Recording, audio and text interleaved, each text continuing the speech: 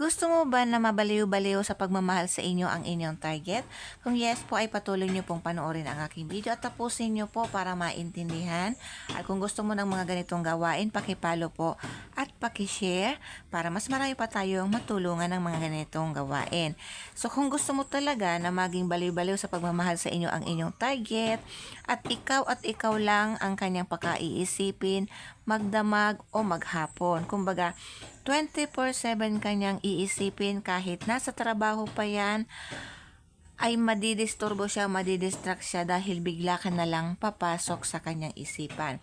So napakaganda na iniisip tayo ng ating target, asawa mong babae, asawa mong lalaki o sino pa man yan, nakarelasyon mo ay mas maigi na gawin mo ito. Bakit? Kasi halimbawa si target mo lumabas, may mga kasamang barkada, may nakilalang babae o may nakilalang lalaki, tapos magja-jamming sila. Pag once na pumasok ka sa isip niya, naalala ka niya, hindi na yan tutuloy makipag-jamming doon sa mga bago niyang kakilala. So, doon natin maiiwasan yung mga tukso, mga temptation kasi, kumbaga, andyan pa lang si tukso, pag naalala ka niya, na ito pala yung, ayun pala yung asawa ko, o kaya girlfriend ko, nag-iintay sa akin, so hindi ko to gagawin.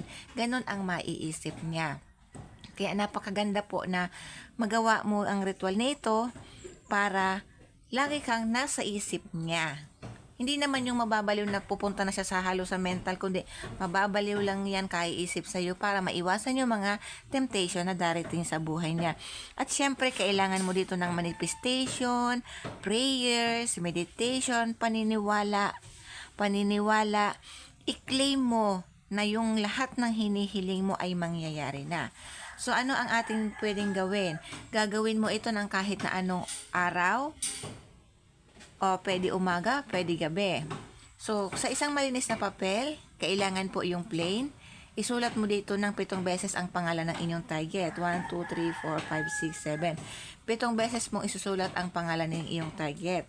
Tapos, kumuha ka ng isang dahon ng laurel. Dito sa dahon ng laurel, isulat mo din dito ang pangalan ng inyong target. Pag naisulat mo na, tupiin mo lamang po ito papasok sa inyo ng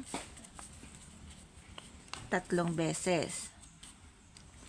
Tapos, ito pong si dahon ng laurel na may pangalan niya ni target, ipatong mo lang dito. Pagkatapos, kumuha ka ng isang papel pa at balutin mo ito para itong dalawang ito ay magkadikit. Pwedeng maliit lang, napakalaki pala ng aking papel.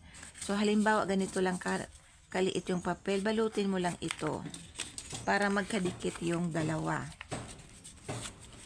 Pag nabalot mo na,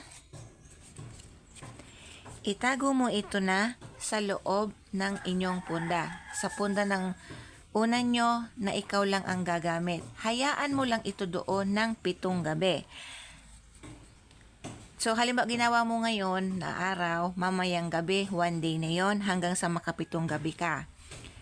Pang 8 gabi, o liba nakapitong gabi ka na, kinaumagahan, kunin mo na to, kunin mo na ito. Kukunin mo lang itong dalawang ito. Tapos, ang gagawin mo dito sa dalawang ito ay susunugin mo gamit ang kandilang pula. Pula o puti ay pwede natin gamitin. So, iisa-isahin mo ito. Halimbawa, una mong susunugin si papel na may pangalan ni target. At syempre, habang sinusunog mo, iniisip mo yung mukha niya. Isipin mo, habang nasusunog siya, isipin mo lahat ng gusto mong mangyari at i-claim mo na lahat ng gusto mo ay mangyayari na. Tapos yung abo, sahurin mo lang dito sa papel. Halimbawa, abo na yan. Itong laurel ay ganon din. Tawagin mo ang kanyang tunay na pangalan at sabihin mo sa isip mo kung ano yung mga gusto mong mangyari na mabaliw sa kaiisip sa'yo. Bahala ka na po. Pagkatapos, paghaluin mo yung abo.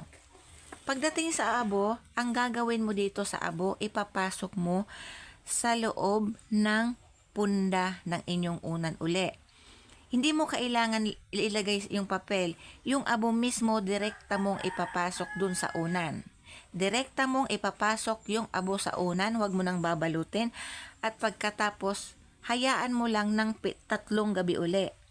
3 gabi uli yung abo sa inyong punda. Pagkatapos ng 3 gabi, saka mo na labhan yung punda. Kasi syempre, nadumihan kasi may abo nga. Diba may abo, saka mo na laban yung punda.